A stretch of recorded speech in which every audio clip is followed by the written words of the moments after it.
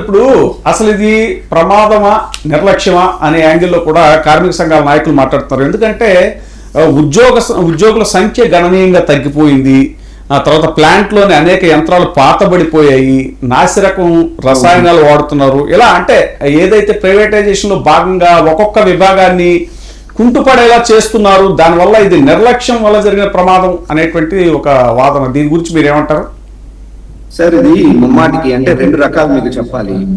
మా విశాఖపట్నం, మా ఉత్తరాంధ్ర ప్రాంతంలో ఇప్పుడు మా వయసుకి మేము పుట్టిన దగ్గర తల్లి ఉగ్గుపాలు తాగే వయసు నుంచి కూడా, తల్లి దగ్గర ఉగ్గుపాలు తాగే వయసు నుంచి కూడా విశాఖ ఉక్కు ఆంధ్రలో అనే నినాదాన్ని వింటూ పెరిగిన వాళ్ళం. అది నినాదమే కాదు, ఒక విధానంగా మారి ఒక చరిత్ర సృష్టించి విశాఖ భవిష్యత్తుని తలరాత్రి మార్చినటువంటి, విశాఖ ఉక్కు నగరంగా తీర్చిదిద్దినటువంటి వైజాగ్ స్టీల్ ప్లాంట్. దీనికి ఒక చరిత్ర ఉంది.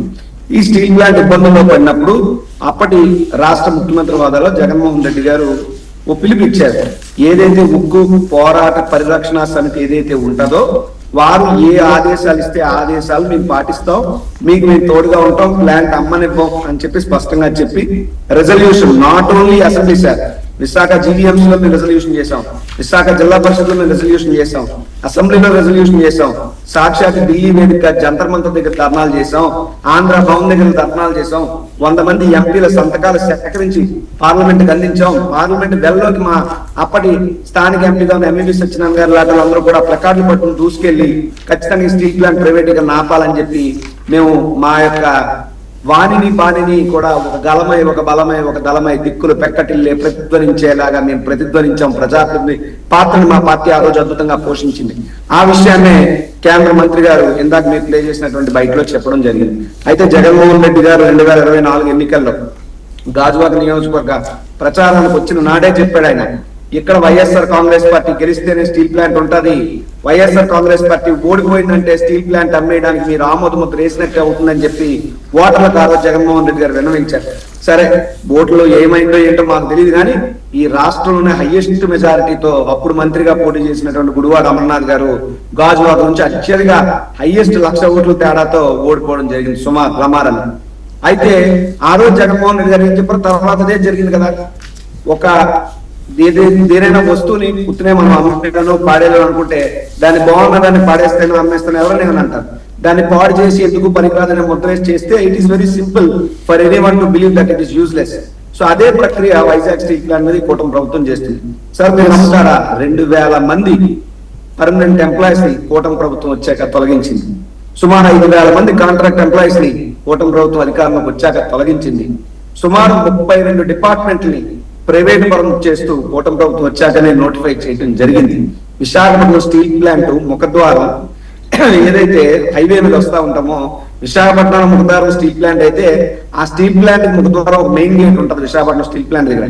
అక్కడ టెంట్ వేసుకుని గత 5 ఏళ్ళు మా ప్రభుత్వం అధికారులు ఉన్నప్పుడు కూడా ఏ ఒక్కరోజు ఆ టెంట్ టచ్ చేయని జగన్మోహన్ రెడ్డి గారు వేసుకోండి టెంట్, మీ యొక్క నిరసన తెలియజేయండి, మీ ఉద్యమాన్ని మేము మద్దతు ఇస్తా ఉన్నారు.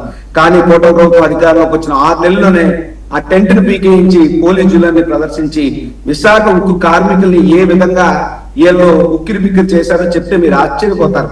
ఏ ఉక్కు కార్మికుడు కూడా పొరపాటు నోరిపితే మేము సమయానికి రాకపోతే షోకాస్ నోటీసు, ఇంకా లేదంటే పనికి ఎంత పని చేస్తారో ఆ పని వల్ల ఎంత ఉత్పత్తి జరిగిందో ఆ ఉత్పత్తి ద్వారా మాత్రమే లెక్కగట్టి జీతాలు ఇస్తామని చెప్పడం, సుమారు 20-30% కూడా కార్మికులకు జీతాలు ఇవ్వకపోవడం, 20 మంది పని చేయాల్సిన చోట 10 మంది పని చేయడం, నాసిరకమైనటువంటి ఏదైతే మిషన్స్ ఉన్నాయో పాతకాల మిషన్స్ వాటి మెయింటెనెన్స్ ప్రాపర్ గా లేకపోవడం, ఆధునీకరించకపోవడం, లేదా కొనేటటువంటి రా మెటీరియల్ కాస్త నాసిరకంగా ఉండడం, దీని వల్ల జరిగేటటువంటి కెమికల్ రియాక్షన్ ఫెయిల్ అయ్యి నిన్న బ్లాస్ట్ జరిగిందన్నటువంటి అనుమానం, ఇవన్నీ తలెత్తుతూ ఉన్నాయి. కనీసం మీకు తెలుసా, లోపల క్యాంటీన్ కూడా స్టీల్ ప్లాంట్ లోపల క్యాంటీన్ తీసేశారు.